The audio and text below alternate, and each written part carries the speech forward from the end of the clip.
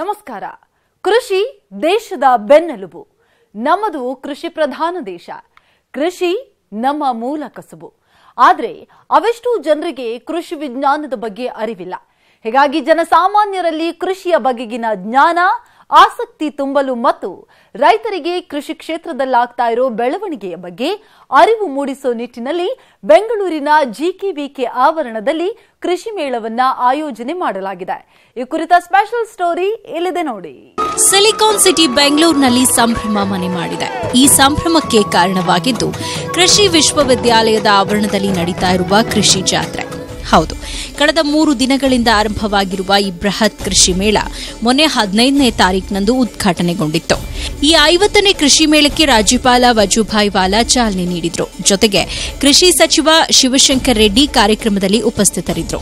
ಇದೇ ವೇಳೆ ಮಾತನಾಡಿದ ರಾಜ್ಯಪಾಲರು, ಬೆಂಗಳೂರು ಕೃಷಿ ವಿಶ್ವವಿದ್ಯಾಲಯ ಉತ್ತಮ ರೀತಿಯಲ್ಲಿ ಕಾರ್ಯನಿರ್ವಹಿಸ್ತಾ ಇದೆ.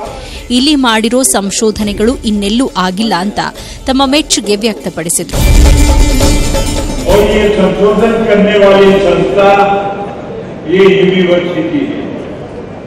मैं गर्व से कहूंगा, अभिमान और हिम्मत से कहूंगा कि इस एग्रीकल्चर यूनिवर्सिटी ने नए संशोधन, काफी प्रकार के नए संशोधन किए हैं.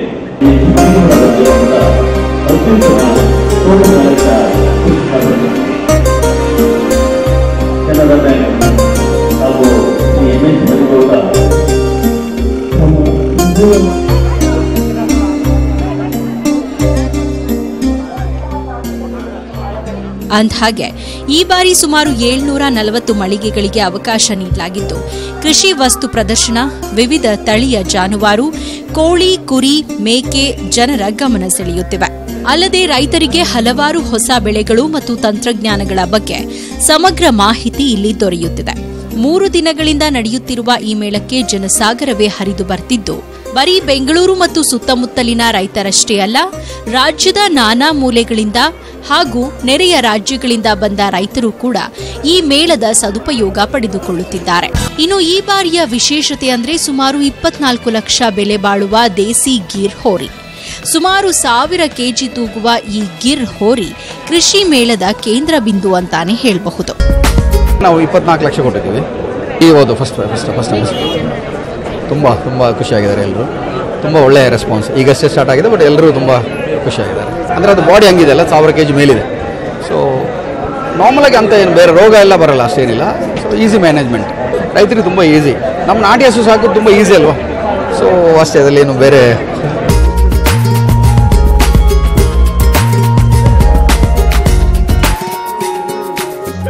ಇದಲ್ಲದೆ ವಿಶೇಷ ಗುಣಗಳುಳ್ಳ ಕೋಳಿ ಮತ್ತು ಕುರಿ ತಳಿಯ ಬಗ್ಗೆ ರೈತರು ವಿಶೇಷ ಗಮನ ಹರಿಸುತ್ತಿದ್ದಾರೆ. ಮೀನುಗಾರಿಕೆ, ಮೊಲ ಸಾಕಣೆ, ಯಂತ್ರೋಪಕರಣಗಳು, ಹೊಸ ತಳಿ, ಹೊಸ ತಂತ್ರಜ್ಞಾನಗಳ ಬಗ್ಗೆ ರೈತರು ಹೆಚ್ಚಿನ ಮಾಹಿತಿ ಕಲೆ ಹಾಕ್ತಿದ್ದಾರೆ. ಬೇರೆ ಕಂಪ್ನಿಯವರು ಈಗ ಹನಿ ನೀರಾವರಿ ಮಾಡೋರಿರ್ಬೋದು, ಮತ್ತು ಈ ಬೇರೆ ಬೇರೆ ಕಂಪ್ನಿ ಟ್ರ್ಯಾಕ್ಟರ್ಗಳಿರ್ಬೋದು, ಈ ಬೇರೆ ಬೇರೆ ಮಷಿನರಿಗಳಿರ್ಬೋದು, ಎಲ್ಲರೂ ಒಂದೇ ಸೂರಿನಡಿ ಸಿಗೋದ್ರಿಂದ ರೈತರಿಗೆ ತುಂಬ ಅನುಕೂಲತೆ. ಪ್ರತಿ ವರ್ಷ ಕೃಷಿ ಮೇಳದಲ್ಲಿ ಏನಾದ್ರೂ ಕೆಲವು ವಿಶೇಷತೆಗಳು ಇದ್ದೇ ಇರುತ್ತವೆ. ಪಶುಪಾಲನೆಗೆ ಸಂಬಂಧಪಟ್ಟ ಹಾಗೆ ಈ ಬಾರಿ ಒಂದು ಕೋಳಿ ಮತ್ತು ಕುರಿ ತಳಿ ರೈತರ ಗಮನವನ್ನ ಸೆಳೀತಾ ಇವೆ. ಈಗಿರುವ ತಳಿಗಳಿಗಿಂತ ಇವು ಹೇಗೆ ವಿಭಿನ್ನ, ಇವುಗಳ ವೈಶಿಷ್ಟ್ಯತೆ ಆದ್ರೂ ಏನು ಅಂತೀರಾ? ಬನ್ನಿ ನೋಡ್ಕೊಂಡು ಬರೋಣ.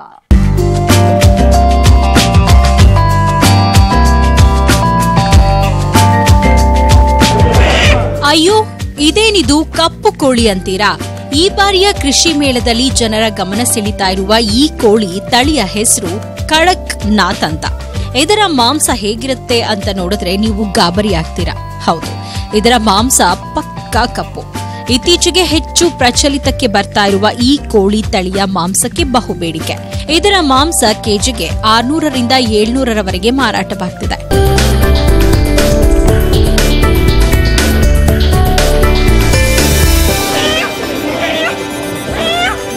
ಮಧ್ಯಪ್ರದೇಶ ಮೂಲದ ಈ ತಳಿಯನ್ನ ಅಲ್ಲಿನ ಆದಿವಾಸಿಗಳು ಹೆಚ್ಚಾಗಿ ಸಾಕಣೆ ಮಾಡ್ತಾರೆ. ಹೆಚ್ಚು ಔಷಧೀಯ ಗುಣಗಳನ್ನು ಹೊಂದಿರುವ ಇದು ಕಡಿಮೆ ಕೊಲೆಸ್ಟ್ರಾಲ್ ಮತ್ತು ಅಧಿಕ ಪ್ರಮಾಣದ ಪ್ರೋಟೀನ್ ಹೊಂದಿದೆ.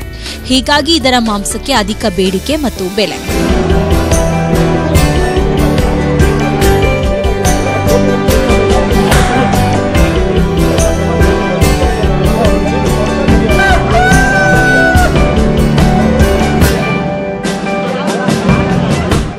ಕಡಕ್ನಾಥ್ ಕೋಳಿ ಅಂತ ನಾವು ಮೂಲ ಮಧ್ಯಪ್ರದೇಶದಿಂದ ತರಿಸ್ತಾ ಇದ್ದೀವಿ.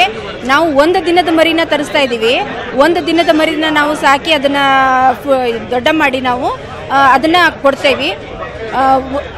ಇದು ಪ್ರೋಟೀನ್ ಯುಕ್ತ ಕೋಳಿ. ಇದು 5 ತಿಂಗಳಿಗೆ ಮಾರಾಟಕ್ಕೆ ಬರುತ್ತೆ. ನಾವು 1 ತಿಂಗಳು 2 ತಿಂಗಳ ಮರಿಯಿಂದನೂ ಕೊಡ್ತೀವಿ. 2 ತಿಂಗಳ ಮರಿಯಿಂದ 5 ತಿಂಗಳ ಮರಿ ತನಕನೂ ನಾವು ಕೊಡ್ತಾ ಇದ್ದೀವಿ. ಇದು 1.5 kg 1.25 ಈ ಥರ ಕೆಜಿ ಬರುತ್ತೆ.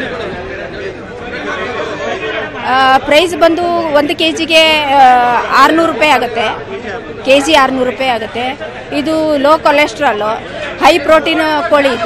ಇದು ಬಂದು ಫುಲ್ ಬ್ಲ್ಯಾಕ್ ಇರುತ್ತೆ. ಕಡಕ್ನಾಥ್ ಅಂದರೆ ಫುಲ್ ಬ್ಲ್ಯಾಕ್ ಕೋಳಿ ಬರುತ್ತೆ. ಬ್ಲಡ್ಡು ಬ್ರೌನ್ ಬರುತ್ತೆ.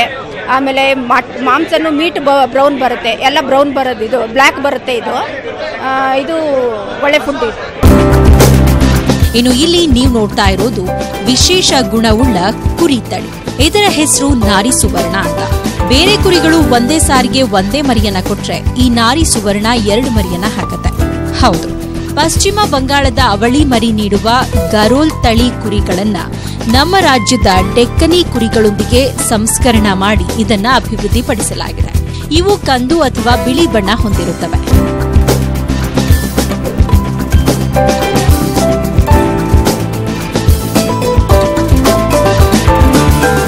ನಾರಿ ಸುವರ್ಣ ಕುರಿಗಳು ರಾಜ್ಯದ ಒಣ ಮತ್ತು ಉಷ್ಣ ವಾತಾವರಣಕ್ಕೆ ಹೊಂದಿಕೊಳ್ಳುವುದರಿಂದ ಇವುಗಳನ್ನು ಸಹ ಬಯಲಿನಲ್ಲಿ ಮೇಯಿಸಿ ಸಾಕಣೆ ಮಾಡಬಹುದು. ಅಲ್ಲದೆ ಸ್ಥಳೀಯ ಹೆಣ್ಣು ಕುರಿಗಳಿಗೆ ನಾರಿ ಸುವರ್ಣ ಗಂಡು ಕುರಿಯಿಂದ ಕ್ರಾಸ್ ಮಾಡಿ ತಳಿಯನ್ನ ಅಭಿವೃದ್ಧಿ ಮಾಡಬಹುದು ಅಂತಾರೆ ತಜ್ಞರು. ಇದು ಬಂದು ನಾರಿ ಸುವರ್ಣ ಅಂತ ತಳಿ.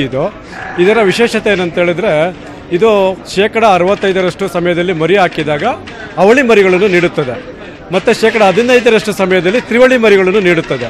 ಮತ್ತು 5% ಸಮಯದಲ್ಲಿ ಮಾತ್ರ 5% ಮರಿಗಳನ್ನು ಹಾಕುತ್ತದೆ. ಈ ತಳಿಯನ್ನು ನಮ್ಮ ಉತ್ತರ ಕರ್ನಾಟಕದ ಡೆಕ್ಕಾನಿ ತಳಿ ಅಂತ ಒಂದು ತಳಿ ಇದೆ, ಕುರಿ ತಳಿ. ಅದು ನಮ್ಮ ಬಿಜಾಪುರ, ಬಾಗಲಕೋಟೆ ಆ ಸುತ್ತಮುತ್ತ ಪ್ರದೇಶದಲ್ಲಿ ನಾವು ಕಾಣಬಹುದು.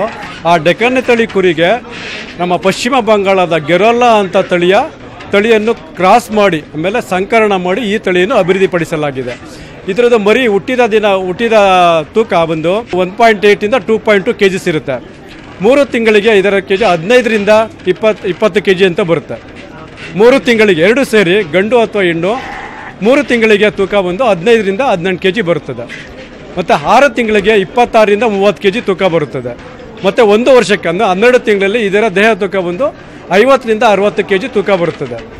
ಇದರ ರೈತರಿಗೆ ಹೆಂಗೆ ಅನುಕೂಲ ಆಗುತ್ತೆ ಅಂದರೆ, ಇದು ಅವಳಿ ಮತ್ತು ತ್ರಿವಳಿ ಮರಿಗಳು ನೀಡೋದ್ರಿಂದ ಅತ್ಯಂತ ಕಡಿಮೆ ಸಮಯದಲ್ಲಿ ಮರಿಗಳ ಸಂಖ್ಯೆನೂ ಜಾಸ್ತಿ ಆಗುತ್ತೆ. ಅದೇ ರೀತಿ ಮರಿಗಳ ಸಂಖ್ಯೆ ಜಾಸ್ತಿ ಇದ್ದು ದೇಹದ ತೂಕನೂ ಕೂಡ ಜಾಸ್ತಿಯಾಗಿ ಮಾಂಸ ಉತ್ಪಾದನೆಯೂ ಅತ್ಯಂತ ಕಡಿಮೆ ದಿನಗಳಲ್ಲಿ ಹೆಚ್ಚಿನ ಕ್ವಾಂಟಿಟಿಯಲ್ಲಿ ಮಾಂಸ ಉತ್ಪಾದನೆ ಆಗುತ್ತದೆ. ರೈತರು ಏನಾಗಿದೆ, ಇದು ಡೆವಲಪ್ ಮಾಡಿರೋದು ಒಂದು ಮಹಾರಾಷ್ಟ್ರದಲ್ಲಿ ಫಲ್ಟಾನ್ ಅಂತ ಫಲ್ಟಾನಲ್ಲಿ ಒಂದು ಸಂಸ್ಥೆ ಇದೆ, NRI ಅಂತ ಇದೆ. NRI ಅಂದರೆ ನಿಂಬಾಳ್ಕರ್ ಅಗ್ರಿಕಲ್ಚರ್ ರಿಸರ್ಚ್ ಇನ್ಸ್ಟಿಟ್ಯೂಟ್ ಅಂತ. ಸೊ ಅಲ್ಲಿಂದನೂ ಕೆಲವು ಸಲ ಪೇರೆಂಟ್ ಕುರಿಗಳನ್ನ ತಂದು ಆ ಕುರಿಗಳನ್ನ ಸುತ್ತಮುತ್ತ ನಮ್ಮ ಬೆಂಗಳೂರು ಗ್ರಾಮಾಂತರ ಜಿಲ್ಲೆ, ಕೋಲಾರ, ಚಿಕ್ಕಬಳ್ಳಾಪುರ ಸುತ್ತಮುತ್ತ ರೈತರು ಇದನ್ನಾಗಲೇ ಸಾಕಾಣಿಕೆ ಮಾಡ್ತಾರಿಂದ ಅವರಲ್ಲಿ ತುಂಬ ಮರಿಗಳು ಸಿಗ್ತಾ ಇದೆ. F1 ಜನ್ರೇಷನ್ ಅಂತ ನಾವು ಹೇಳ್ತೀವಿ. ಆ F1 ಜನ್ರೇಷನ್ನು ನಾರಿ ಸುವರ್ಣ ಬೋತ್ ಹೆಣ್ಣು ಮತ್ತು ಗಂಡು ಕುರಿಗಳು, ಟಗರುಗಳು ಕೂಡ ಎರಡು ಮರಿಗಳದ್ದು ನಮಗೆ ಸಿಗ್ತಾ ಇದೆ. ಸೊ ರೈತರು ಏನು ಮಾಡಬೇಕು, ಒಂದು 25ರಿಂದ 30 ಕುರಿಗಳನ್ನ ಸಾಕಾಣಿಕೆ ಮಾಡಿದರೆ, ನಮ್ಮ ಲೋಕಲ್ ತಳಿಗಳನ್ನ ಸಾಕಾಣಿಕೆ ಮಾಡಿದರೆ, ಈ ನಾರಿ ಸುವರ್ಣ ಇರುವಂಥ ಟಗರನ್ನು ತಂದು ಆ ಟಗರನ್ನು ತಮ್ಮ 25-30 ಕುರಿಗಳು ಏನಿದೆ ಅದರ ಜೊತೆಗೆ ಬಿಟ್ಟು ಸಂಕಲನ ಮಾಡಿದಾಗ ಅದರಲ್ಲಿ ಹುಟ್ಟುವಂಥ ಮರಿಗಳು ಈ ನಾರಿ ಸುವರ್ಣ ಬ್ಲಡ್ ಲೈನ್ ಇರುತ್ತೆ. ಸೊ ಅದರಿಂದ ಅದನ್ನು ಮತ್ತೆ ಕ್ರಾಸ್ ಮಾಡಿದಾಗ ಆ ತಳಿಗಳು ನಮಗೆ ಪಿನ್ಸ್ ಮತ್ತೆ ಟ್ರಿಪ್ಲೆಟ್ಸ್ ಕೊಡುವಂತ ಶಕ್ತಿಯನ್ನು ಗುಣಲಕ್ಷಣಗಳನ್ನು ಹೊಂದಿರುತ್ತವೆ. ಈ ಬಾರಿಯ ಕೃಷಿ ಮೇಳದಲ್ಲಿ ವಸ್ತು ಪ್ರದರ್ಶನದ ಜೊತೆಗೆ ಜನರ ಗಮನ ಸೆಳೆದಿದ್ದು ಬೆಳೆ ಪ್ರಾತ್ಯಕ್ಷಿಕೆ ತಾಕುಗಳು. ಹೊಸ ಬೆಳೆ, ಹೊಸ ತಳಿಗಳನ್ನ ರೈತರಿಗೋಸ್ಕರ ಇಲ್ಲಿ ಬೆಳೆದು ತೋರಿಸಲಾಗಿದೆ. 2-3 ಬೆಳೆಗಳ ಬಗ್ಗೆ ಹೆಚ್ಚಿನ ಸಂಖ್ಯೆಯಲ್ಲಿ ರೈತರು ಆಸಕ್ತಿಯನ್ನು ವಹಿಸಿ ಆ ಕುರಿತು ಮಾಹಿತಿಯನ್ನ ಪಡೆದುಕೊಳ್ತಾ ಇದ್ದಾರೆ.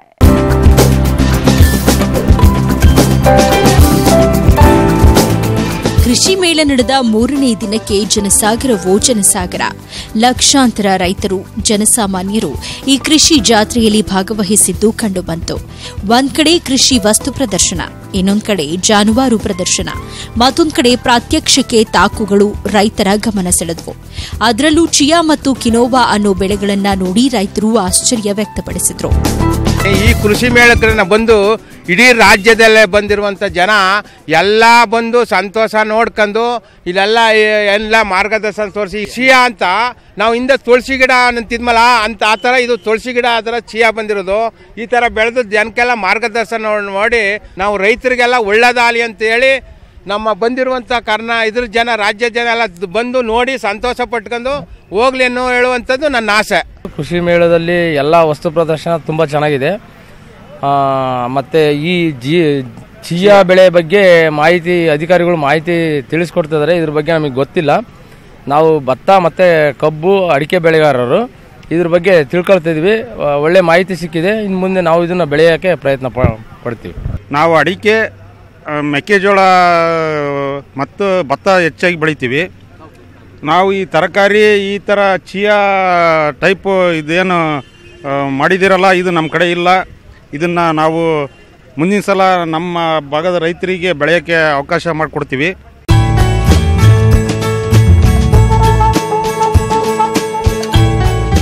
ಚಿಯಾ ಮತ್ತು ಕಿನೋವಾ ವಿದೇಶಿ ಬೆಳೆಗಳು. ಅಧಿಕ ಪೋಷಕ ಸತ್ವ ಗುಣಗಳನ್ನು ಹೊಂದಿರುವ ಇವು ಇತ್ತೀಚೆಗೆ ಹೆಚ್ಚು ಪ್ರಚಾರ ಪಡೆಯುತ್ತಿವೆ. ಆನ್ಲೈನ್ ಮಾರುಕಟ್ಟೆಯಲ್ಲಿ ಇವುಗಳಿಗೆ ಅಧಿಕ ಬೇಡಿಕೆ ಮತ್ತು ಬೆಲೆ ಉಂಟು. ಚಿಯಾ ಬೀಜವು ಪೂರ್ವ ಕೊಲಂಬಿಯಾ ಜನರ ಮುಖ್ಯ ಆಹಾರ ಬೆಳೆಯಾಗಿದ್ದು ಇತ್ತೀಚೆಗೆ ನಮ್ಮ ದೇಶಕ್ಕೆ ಪರಿಚಯಿಸಲ್ಪಟ್ಟಿದೆ. ಇದರ ಬೀಜಗಳಲ್ಲಿ ಒಮೆಗಾ 3 ಅನ್ನುವ ಅಂಶ ಅಧಿಕ ಪ್ರಮಾಣದಲ್ಲಿದೆ.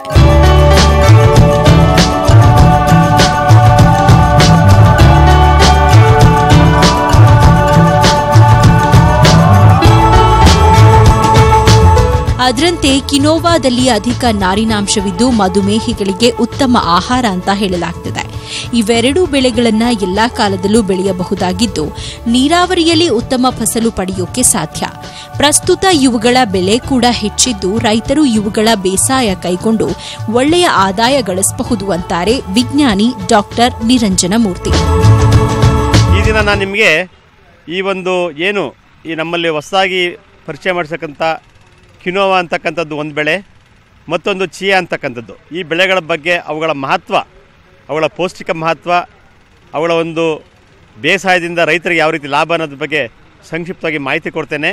ಇದ್ರ ಏನಪ್ಪ ಇದ್ರದ್ದು ಮಹತ್ವ ಅಂತಂದರೆ, ಇದು ಒಂದು ಮಿಥ್ಯಾಧಾನ್ಯ ಅಂತಂದರೆ ಇದು ಒಂದು ಈ ಬಟಾಣಿಕಲ್ ಆಗಿ ಇದು ಒಂದು ದ್ವಿದಳ ಬೆಳೆ ಧಾನ್ಯವಾಗಿದ್ದು ಇದರ ಒಂದು ಬೀಜ ಈ ನಮ್ಮ ಸಾಮಾನ್ಯ ಏನು ಸೀರಿಯಲ್ಸ್ ಧಾನ್ಯಗಳಿರ್ತವೋ ದವಸ ಆ ರೀತಿ ಅದರಿಂದ ಇದನ್ನು ಸೂಡೋ ಸೀರಿಯಲ್ ಅಥವಾ ಮಿಥ್ಯಾಧಾನ್ಯ ಅಂತ ಹೇಳ್ತೇವೆ.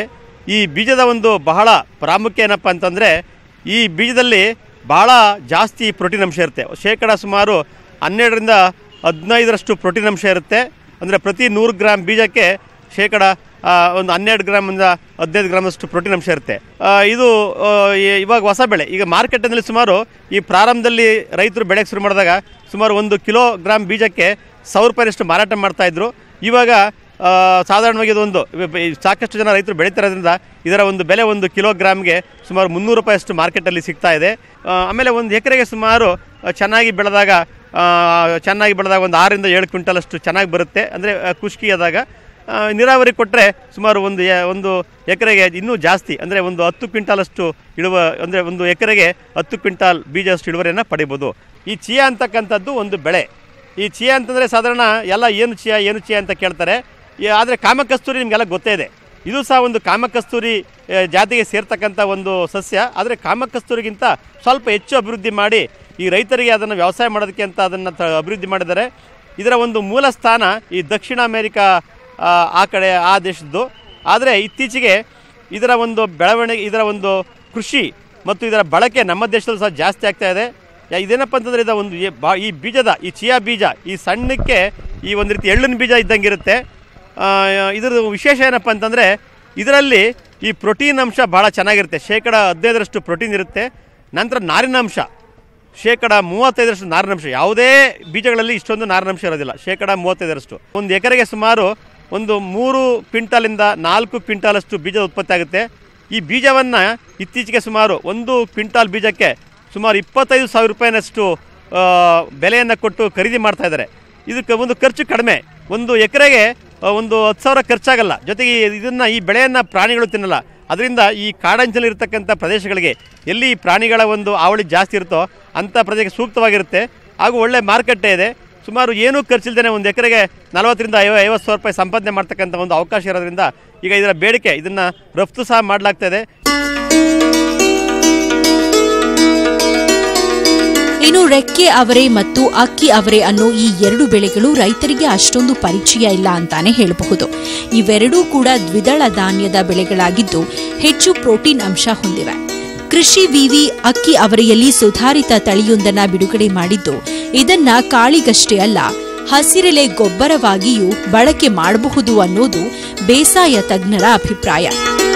ಇಲ್ಲಿ ನೋಡ್ತಾ ಇದ್ದೀರಿ, ಇದು ಅಕ್ಕಿ ಅವರೆ ಅಂತ. ಇದು ಒಂದು ದ್ವಿದಳ ಧಾನ್ಯದ ಬೆಳೆ. ನಾವು ಹೇಗೆ ಹೆಸರು, ಉದ್ದು, ಅಲಸಂದೆಯನ್ನು ನಾವು ಬೆಳಿತೀವಿ, ಅದೇ ಥರ ಇದು ಒಂದು ಪ್ರಮುಖ ಬೆಳೆಯಾಗಿದೆ. ಇದರ ಅವಧಿ ಅಂತಂದರೆ ಇದು 70ದಿಂದ 75 ದಿನದಲ್ಲಿ ಬರ್ತಕ್ಕಂಥ ಒಂದು ಕಡಿಮೆ ಅವಧಿಯಲ್ಲಿ ಬರ್ತಕ್ಕಂಥ ಒಂದು ದ್ವಿದಳ ಧಾನ್ಯ ಬೆಳೆ. ಯಾವ ರೀತಿ ನಾವು ಬೇರೆ ದ್ವಿದಳ ಧಾನ್ಯಗಳನ್ನು ಬೆಳಿತೀವಿ ಅದೇ ರೀತಿ ಇದಕ್ಕೂ ಕೂಡ ನಾವು ಎಲ್ಲ ಬೇಸಾಯ ಕ್ರಮಗಳನ್ನು ಅನುಸರಿಸಬೇಕಾಗುತ್ತೆ. ಇದರ ಈಲ್ಡು ಪ್ರತಿ ಎಕರೆಗೆ ಸುಮಾರು 6ರಿಂದ 8 ಕ್ವಿಂಟಾಲ್ ಬರುವ ಸಾಮರ್ಥ್ಯ ಇದಕ್ಕಿದೆ.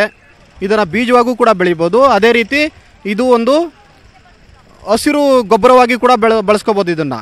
ಇನ್ನು ಈಗ ನೀವು ನೋಡ್ತಾ ಇರೋದು ಬೆಳೆ, ಇದು ರೆಕ್ಕೆ ಅವರೆ ಅಂತ. ಇದು ಒಂದು ಪೋಷಕಾಂಶ ಖನಿಜಯುಕ್ತ ಬೆಳೆ ಅಂತಲೇ ಹೇಳ್ಬೋದು. ಇದನ್ನು ನಾವು ವೆಜಿಟೇಬಲ್ ಪರ್ಪಸ್ಸು, ತರಕಾರಿ ಬೆಳೆಯಾಗಿ ನಾವು ಬೆಳಿಬೋದು. ಜೊತೆಗೆ ಇದರಲ್ಲಿ ಬರ್ತಕ್ಕಂಥ ಕಾಳನ್ನು ಕೂಡ ದ್ವಿದಳ ಧಾನ್ಯವಾಗಿ ನಾವು ತಿನ್ಬೋದು. ಇದು ಏನಪ್ಪ ಅಂತ ಅಂದರೆ ಇದು ಸುಮಾರು 90ರಿಂದ 95 ದಿನದ ಒಂದು ಬೆಳೆಯಾಗಿದೆ. ಇದು ಕಾಯಿ ಕೊಡೋಕ್ಕೆ ಸ್ಟಾರ್ಟ್ ಮಾಡ್ಕೊಳ್ಳೋದು ಸುಮಾರು 2.5 ತಿಂಗಳಿಗೆ, ಅಂದರೆ ಸುಮಾರು 70ರಿಂದ 80 ದಿನದಲ್ಲೇ ಇದು ಸ್ಟಾರ್ಟ್ ಆಗುತ್ತೆ ಕಾಯಿ ಬರೋಕ್ಕೆ. ನಾವು ಹೇಗೆ ಹೀರೆಕಾಯಿ ಅಥವಾ ಬೆಂಡೆಕಾಯಿನ ಯಾವ ರೀತಿ ನಾವು ಇದನ್ನು ಪಲ್ಯ ಮಾಡ್ಕೊಂಡು ಯಾವ ರೀತಿ ತಿಂತೇವೆ, ಅದೇ ರೀತಿ ಇದನ್ನು ಕೂಡ ನಾವು ಪಲ್ಯ ಆಗಿ ನಾವು ಬಳಸ್ಕೋಬೋದು. ನಮ್ಮ ದಿನನಿತ್ಯದ ಸಾಂಬಾರು ಪದಾರ್ಥದಲ್ಲಿ ನಾವು ಬಳಸ್ಕೋಬೋದಾಗಿದೆ. ಇದರ ಒಂದು ಪ್ರಾಮುಖ್ಯತೆ ಏನಪ್ಪ ಅಂತ ಅಂದರೆ, ಇದು ಬೇರೆ ತರಕಾರಿಗಳಿಗೆ ಹೋಲಿಸಿದರೆ ಇದರಲ್ಲಿ ಖನಿಜಾಂಶ ಜಾಸ್ತಿ ಇರುತ್ತೆ.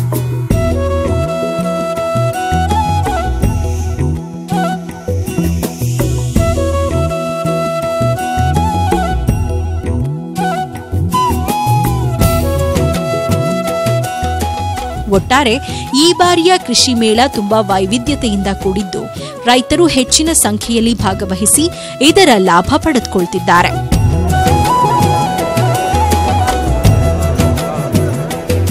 ಪ್ರಿಯ ವೀಕ್ಷಕರೇ, ಬೆಂಗಳೂರಿನ ಜಿಕೆವಿಕೆ ಆವರಣದಲ್ಲಿ ನಡೀತಾ ಇರುವ ಈ ಬೃಹತ್ ಕೃಷಿ ಮೇಳ ಇವತ್ತು ಕೊನೆಗೊಳ್ಳಲಿದೆ.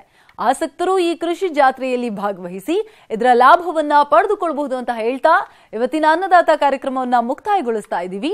ನೋಡ್ತಾ ಇರಿ News 18 ಕನ್ನಡ. ಜಾಲ ನಮ್ಮದು, ಬಲ ನಿಮ್ಮದು.